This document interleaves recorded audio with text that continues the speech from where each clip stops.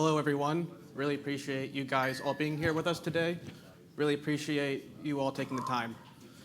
The goal of this panel is to really take a step back from the narrative surrounding DeFi over the past few months and really dig deep into how institutions are interacting with the space and with Vault architecture.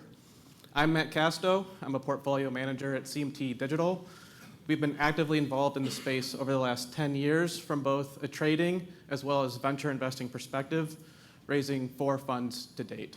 And now I'll hand it over to our panelists to briefly give a background on themselves. Sure, I can go first. So my name's Sid Powell. I'm the CEO and co-founder of Maple Finance. For those who don't know us, we describe ourselves as an on-chain asset manager, but we have a definite focus on lending. So we do institutional loans collateralized by Bitcoin and other large cap assets. We do run our own vaults. So probably our best known one is Syrup USDC and Syrup USDT, which are broadly available in DeFi. We've been around for 6 years and we run around 4.5 billion AUM. Hi, this is Jonathan, CEO of Euler Labs. We're a DeFi primitive lending borrowing infrastructure. A little bit about us. Euler V2 was launched in 2024 on the modular lending stack, and we're building out RWA initiatives. And I'm Reid Simon. I'm president of digital assets at Figure. Figure is a public company founded in 2018. Our vision is really to rebuild capital markets full stop on chain. So we're probably most known for our tokenized HELOC product. We've done about 22 billion natively originated on chain. We do about a little over $1 billion a month of new originations, and excited to have a conversation about vaults. Cool. And hey everyone, this is Jonathan. I'm head of DeFi strategies at Bitwise. So I'm sure everyone knows Bitwise as a large crypto ETF issuer. But we actually have multiple other lines of business. We are institutional staking, so we do staking as a service, several billion of assets staked with us. We also have an active management business. We run derivative strategies. We have a multi-strategy fund, and now making vaults and on-chain asset management a big initiative for us. Now, one aspect of DeFi that I find to be highly interesting and why I think this conversation is worth having today is that there have been growing questions around the security aspects of protocols, as well as on the asset issuance side, as we saw with Kelp being exploited with RSE to the tune of somewhere in the ballpark of $300 million. Not only that, but we also have a growing questions around the economics of participating on chain. And with rates generally trading closer to what you would have with T-bills off-chain in addition to high-yield savings accounts. So I'd like to kick off this panel by asking the question, with this rate convergence, there's still growing interest and demand for institutions being involved in the space. So what do you foresee being the key drivers of this from a Vault architecture background? I'll go first. I think the question is like, why lend on chain at all, right? And I think as builders, we have to ask ourselves that question, and it can't be quicker settlement. Figure's position has been there really should be kind of 2 reasons. One, it's a collateral asset that just doesn't work as collateral in TradFi. So that could be, if you think about an equity, for instance, there's different components inside of it. So maybe you want to lend against just the dividend stream. You can't really do that off-chain in a TradFi context. And the second reason is it's a collateral asset that you don't have access to. So you as an individual don't have access to it, or even as a smaller institution, you don't have access to it. So at Figure, we built Democratized Prime, which it's a kitschy name, but the idea is really to open up access. And so our first product that we've kind of tackled with that is an industry of $500 billion of home equity that's really locked behind bank balance sheets. It's difficult to underwrite. It's difficult to do profitably because they're smaller size loans. And it's a great collateral asset to lend against. But again, it sort of is trapped behind bank balance sheets. So I would say the 2 reasons are it's technically not possible to lend against it, or you just don't have access to it. Yeah, I want to build on what you just said. With more higher quality, higher yield assets coming on chain through RWA, it gives a lot of people more opportunity to participate in yield opportunities, right? So this is what the biggest promise of DeFi is trying to bring: open access, but also transparency. People don't usually know the full details on risk management on the TradFi side, and at least on the DeFi side, we're trying to do better working with risk curators like Bitwise and a few others, right?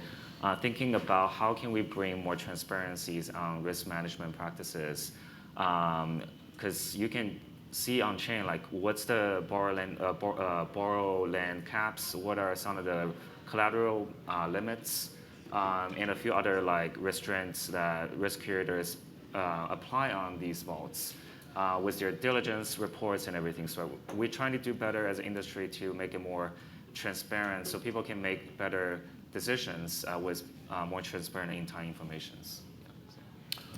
I mean, some of the key things that we see driving institutional adoption are on the borrower side. A lot of them were attracted to DeFi for the exact reason we were just discussing, that it was a very competitive cost of capital versus what you would pay doing OTC borrowing. I think the pricing has had to increase in terms of like recognizing the risks with collateral and liquidity. What we see now, though, is on the other side, we have, I mean, Maple has two kind of core products. One is permissioned. That gets a lot of institutional adoption because they like the higher yields that it pays. Also, those who are regulated tend to prefer that.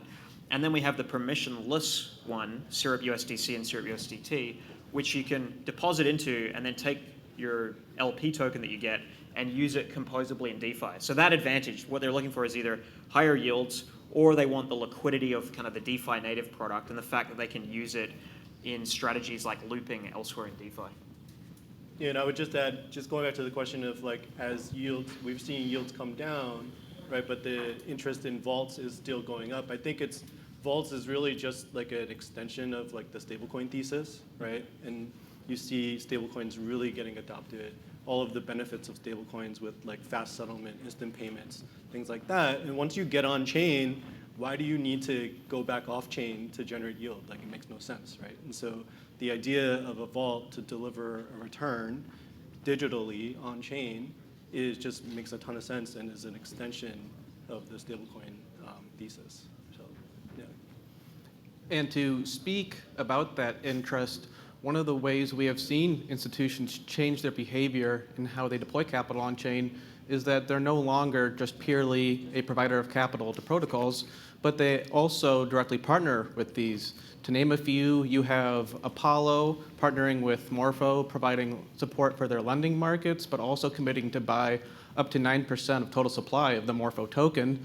In addition to that, you have Securitize and Coinbase partnering with BlackRock, where BlackRock is committing to port BUIDL liquidity over to Uniswap X and is also committed to buying an undisclosed quantity of Uni tokens. So over the next, say, 1 to 1.5 years and beyond, how do you guys foresee this sort of partnership blossoming within institutions in the on-chain space? Well, I think the first and most apparent one is to the point around the Apollo Morpho partnership. So these types of protocols, if you can tokenize your asset, if you're a fund manager, you can get more assets under management because you tokenize it, put it in DeFi, and maybe you get some looping, maybe you just get new customers out of it. But I think that's probably the most attractive near-term element for asset managers. And then, I mean, the other one is the flexibility of creating secondary markets in DeFi, like the point around the BUIDL going on Uni, I think, as well. So they get more AUM and then more liquidity, which is often a pain point, particularly when you see things like, or read about things like the gating of withdrawals from funds. Having a viable secondary market for the tokenized versions of the funds, I think, is attractive. I think of it from a little bit of a different angle, which is if we look at sort of like the first wave of adoption, it was like very low-hanging fruit. So it was like custody, and meaning like what institutions were doing with these assets. So custody, ETFs, taking sort of TradFi built products and dropping them on chain. So I think the partnerships that you're referencing are sort of a realization that the next wave of adoption really does require sort of an on-chain first mindset for building those products. So there's, it's a great first step, but there's a lot of friction in how those products function on chain, and I think it's because they're fundamentally TradFi products that were dropped on chain.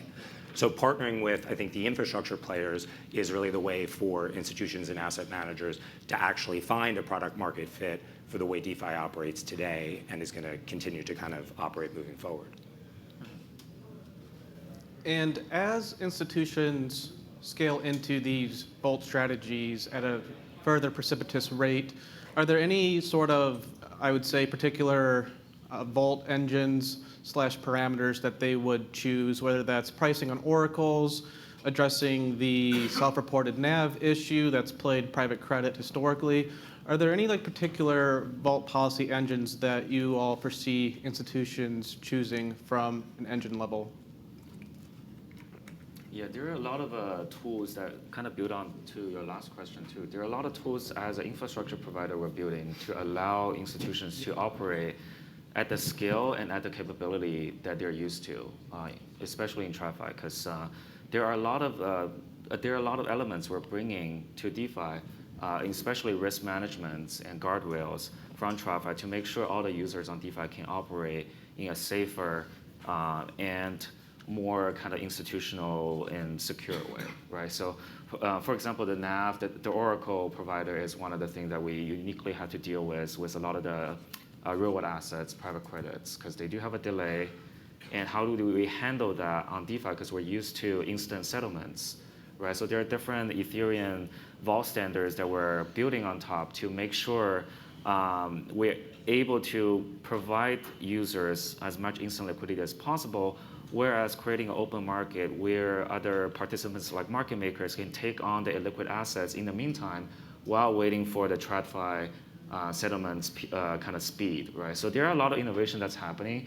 Another example is, for example, rate limits or crisis response management system, right? So for example, when hack happens, beyond the risk isolation and modular infrastructure, how can we have more guardrail? How can we allow risk curator to react faster to make sure the damage is controlled and contained in the best way possible, right? So there are a lot of customization we've been building on Euler's Vault infrastructure. So that's where a lot of these conversation happens with institutions. They want to make sure they understand the unique. A lot of them are educated on the advantages on crypto and RWA, but they are trying to make sure we have enough tools and infrastructure to allow them to do the risk management and all the capabilities and assets they're familiar with in the TradFi space.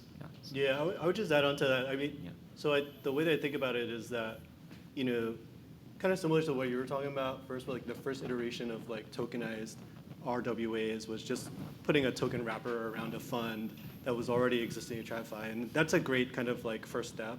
But like, if that's all we get to, then that's not a great kind of end state. And so, the opportunity to have RWAs that are uniquely kind of powered by blockchain is actually the more exciting opportunity. And with that comes, increased transparency, hopefully, right? Proper accounting that's just easily verifiable. And, we all know that like a lack of transparency and opaqueness leads to, latent risk that nobody can understand. And, that's how I kind of like cut my teeth in mortgage-backed securities. Like that's how we had the GFC, right? And so, these opaque structures that, the first iteration of tokenized assets, like a tokenized private credit fund, is like, great, we have that, but like let's do better. Let's get better assets out there. Let's have more transparency, and I think we all everybody ends up winning in that scenario. So like there are a lot of like reporting standards and transparency standards are starting to get built out. Like Accountable is doing a lot of like fantastic work on like reserve verification and reporting. There are a lot of other kind of entities that are working on in that space. Securitize is doing like Vault NAV reporting and stuff like that too. Like all that is all in the right direction. So. I think just because I'm rounding out the pack, I'll keep it brief. But I think two of the things we notice are very important to institutions are liquidity. So they want to know that they can, users of the vaults can get back their funds within a certain amount of time, whether it's days, weeks, or 30 days or a month. And then I think keeping your strategy, whatever strategy underpins the vault, but keeping, adhering to that, because there's the potential when you do things on chain to kind of do anything. But, at least in our case, the folks who deposit to the vaults want to know that we're doing pretty basic stuff. So over-collateralized lending, T-bills, that we're not, punting prediction markets or doing anything that's much higher risk. And so as protocols continue pushing this yield frontier forward within DeFi, are there any particular strategies in mind from a vault infrastructure perspective that you guys find to be highly exciting? Or said otherwise, are there any in the future that have not been deployed yet that you would find to be a core driver of how institutions interact with DeFi and vaults going forward? I can go first. We've been kind of specialized in over-collateralized lending in the OTC sense rather than purely DeFi over-collateralized lending. So Bitcoin, Solana, XRP, ETH as the primary forms of accepted collateral. I would say the next core thing that we're looking at implementing would be fintech ABS or like rated securities, kind of similar to what Figure has pioneered with their Prime product. But we think that there's only so much you can allocate to basic over-collateralized lending at the moment. So as an industry, we're going to have to start to broaden horizontally and look at things, whether it's card receivables or CLOs or securitized products. But I think there's, particularly with this level of stablecoin adoption we're seeing in the rate of growth, we need to kind of branch out into other forms of yield, but just keep it pretty conservative. And I think I'd pick up from Sid on that. I think vaults provide a bit of ability to remove intermediaries, right? And so if we look at private credit and everyone gets so excited about private credit, there's a lot of problems with private credit because it's a wrapper, right? And so having that sort of fund structure be on chain, it doesn't just solve everything because there's a secondary, liquidity market. It's quite inefficient for that secondary liquidity market to even exist to serve it. So I think what we've done, and we rolled out this for Figure Forge, is using vaults to sort of displace intermediaries and putting them together. So what do I mean by that? So our first product is auto loans. And each loan is obviously unique. They're of the same sort of risk classification. But if one borrower defaults, it doesn't mean the other borrower defaulted, right? But we can use vaults as a way to sort of pool those similar loans and have an output of a loan participation, which is then fungible, composable, and using another vault for liquidity, we can really connect securitization markets in TradFi that provide liquidity directly into that liquidity pool. And now we've sort of solved the issue of what the private credit fund was supposed to do. So I think we'll see more sort of like complementary vaults, whether they're for standardization, liquidity, and trading, sort of work together in unison.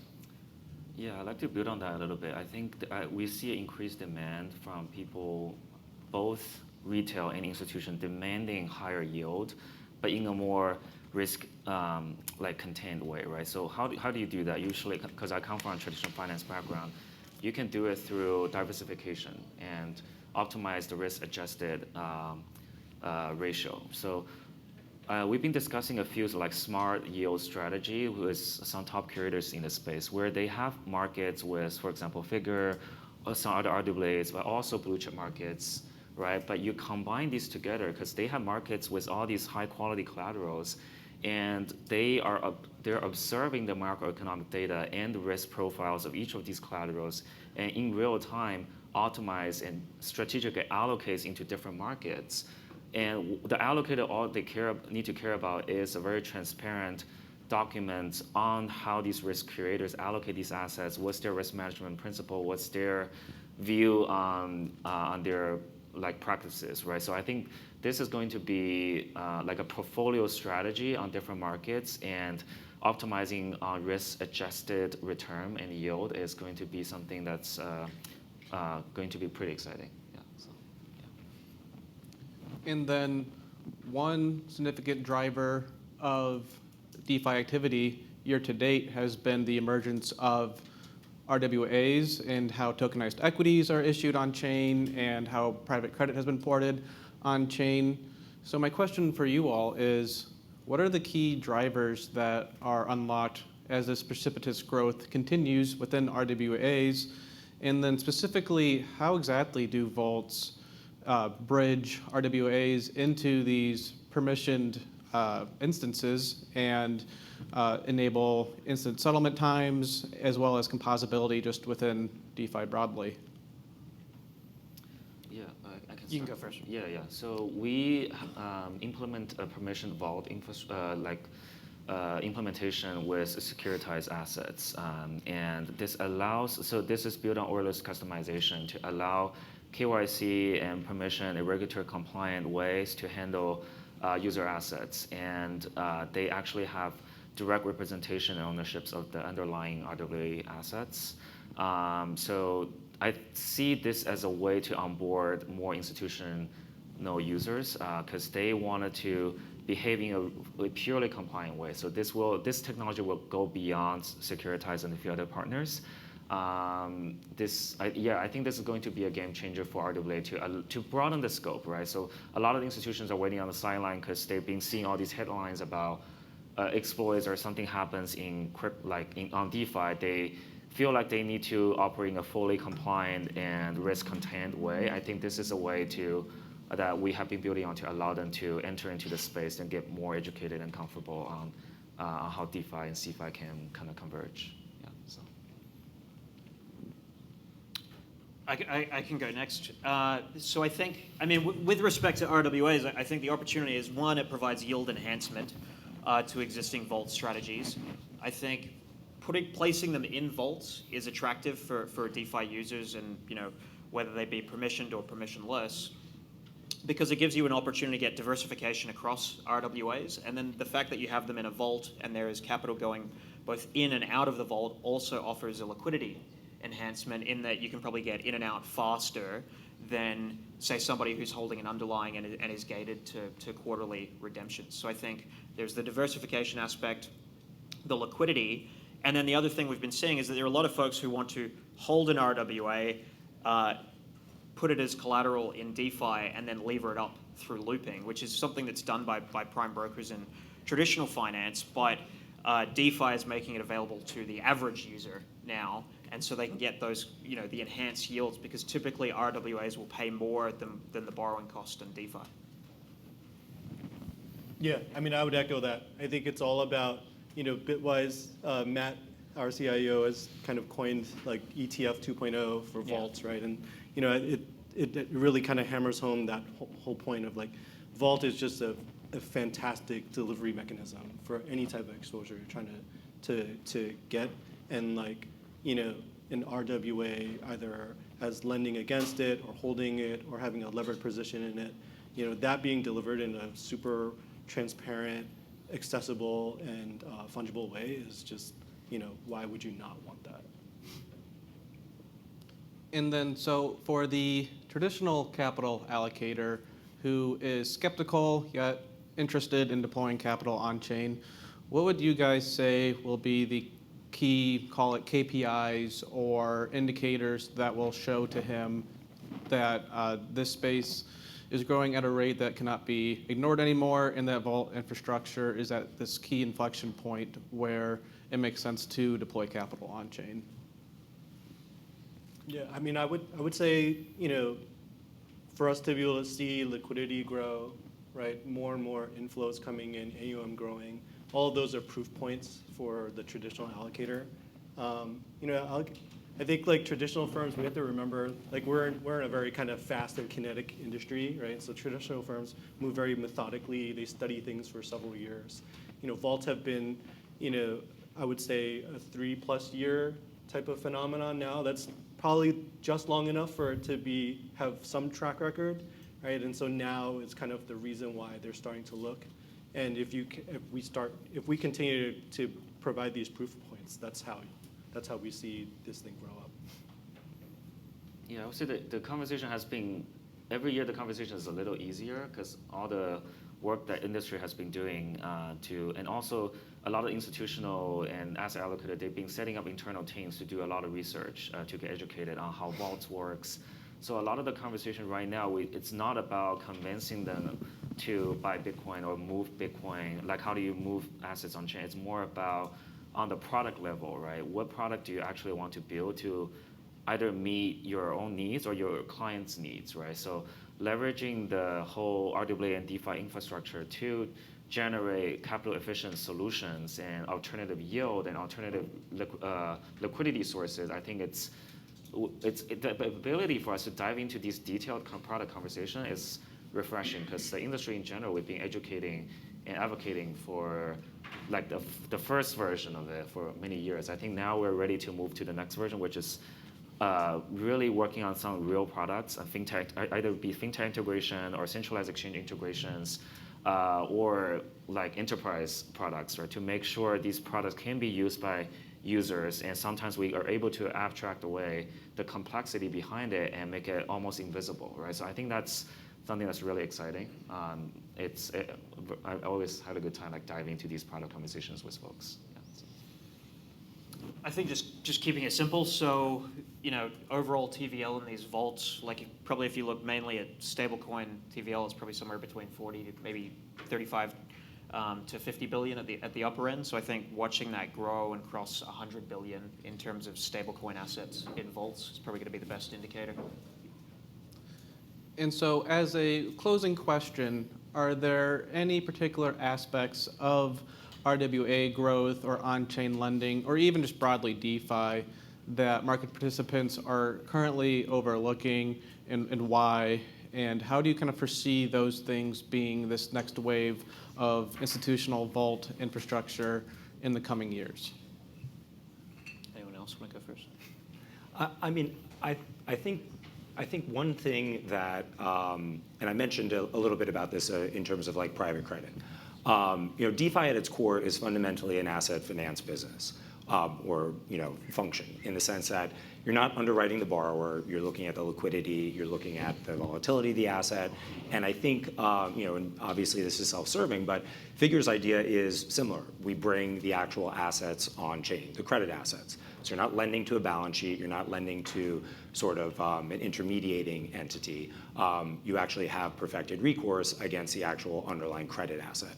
So I think we'll see some more of sort of RWAs that are fundamentally asset-based finance rather than sort of fund structures or interval funds entering in the space for a host of different asset classes. Yeah, I would echo that. I'm excited to see a lot more kind of like uniquely blockchain-enabled financings and assets that are issued on chain.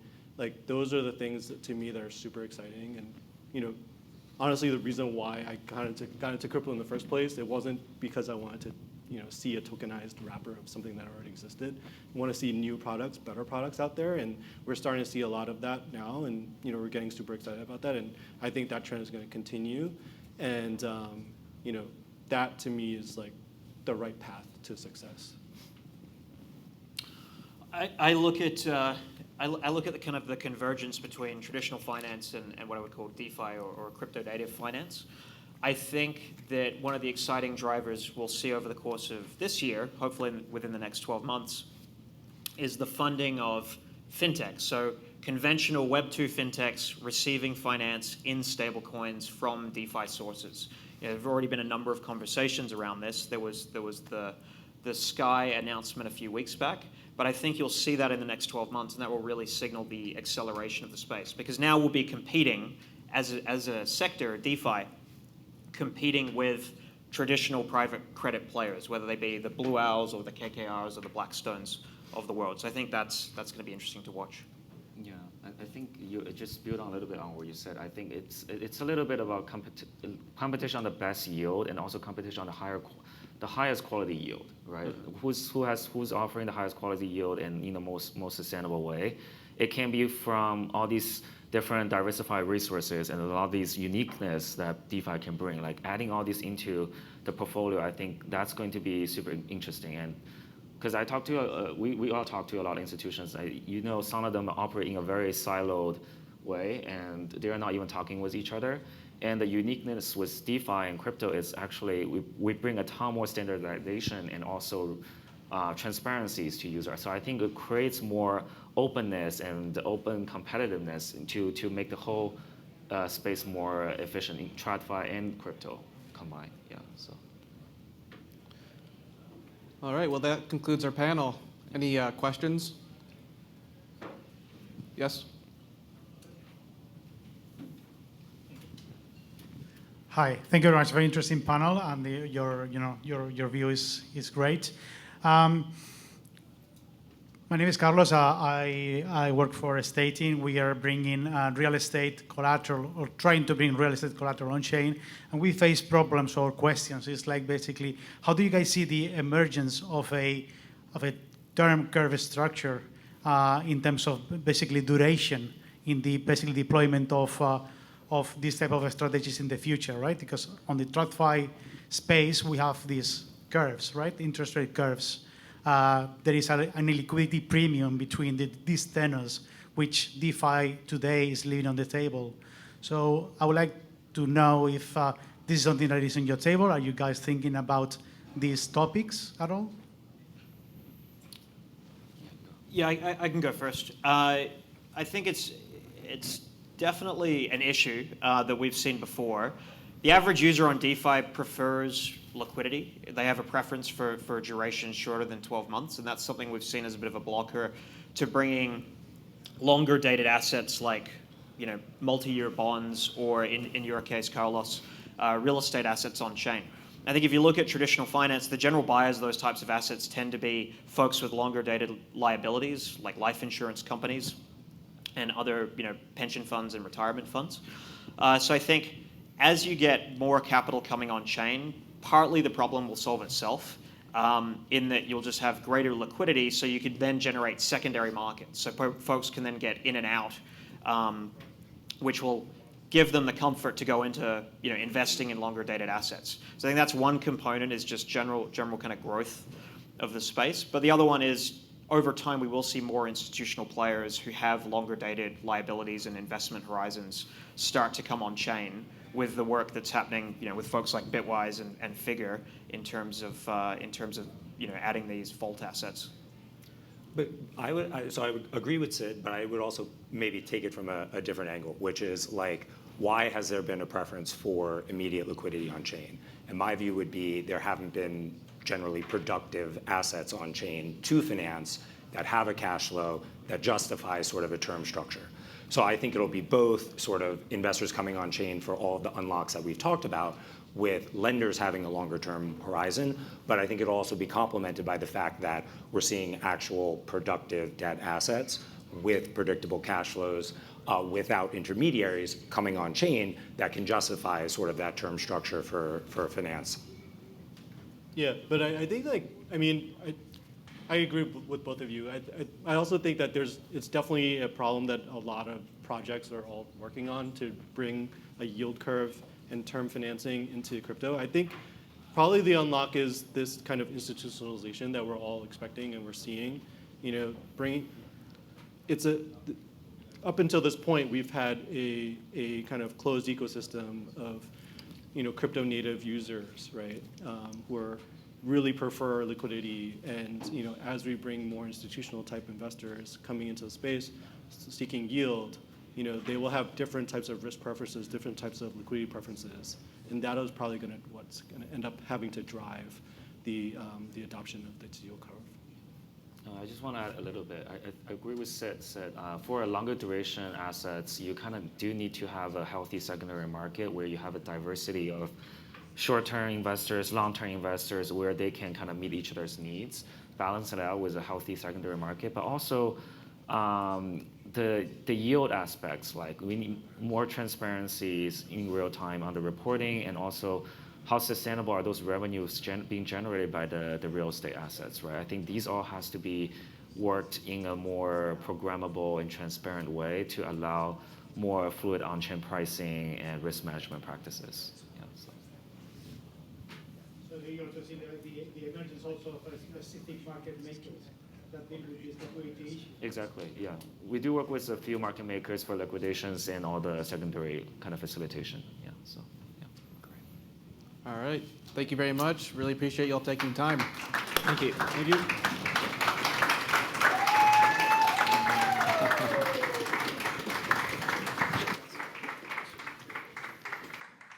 All right, yeah, we're going to bring some more chairs into the room now. I can see people standing at the back. It's great to be so packed. But yeah, you guys need to sit down too. Yeah, the next panel that's going to be on is, well, that last panel segues really well into this one. We're going to stick on the topic of yield, institutional yield strategies for digital assets, B2C and beyond. So yeah, I would like to welcome to the stage Boris from Babylon. We have Vadim from Edge Capital, John from Nexus Digital, and Kevin